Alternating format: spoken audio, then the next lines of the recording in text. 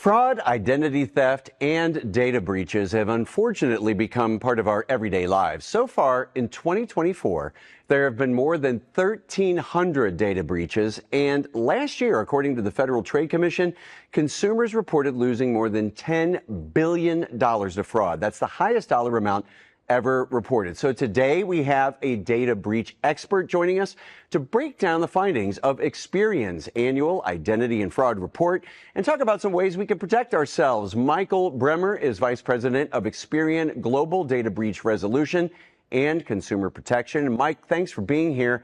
So what did we learn from this latest identity and fraud report, and what are people's biggest concerns?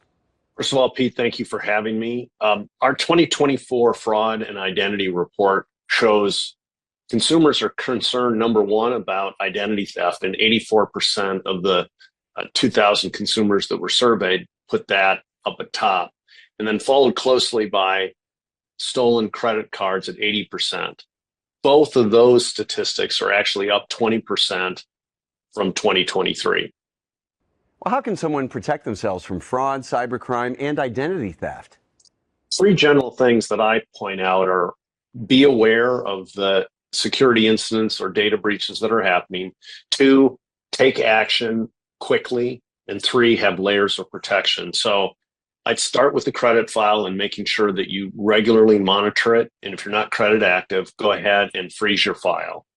Make sure that you have two-factor authentication on all your devices. So in addition to a password, make sure you have a biometric thumbprint, facial recognition, or send a text to your phone. Don't use public Wi-Fi. Take advantage of the virtual private network, or VPN, and encryption that your internet service provider offers, or it's on your device. And then last but not least, I would say stay off of social media with any personal identity information. Don't post pictures of, hey, your vacation, because people know you're out of town. Don't put your driver's license or passport in view. Just be smart about that, and sharing information with, particularly your social, with providers that don't need it for any other reason than to track down if you don't pay. This is a lot of helpful information here, Mike. Where can people go to learn more? Experian.com is the catch-all for three things. One, you get to have tips on how to protect yourself before an event occurs. Second, what to do if, in fact, you're impacted by fraud, identity theft, or a data breach. And then third, we have our free Identity Works product for consumers that need some protection if it wasn't offered by a breach, or they didn't have another opportunity to sign up for it.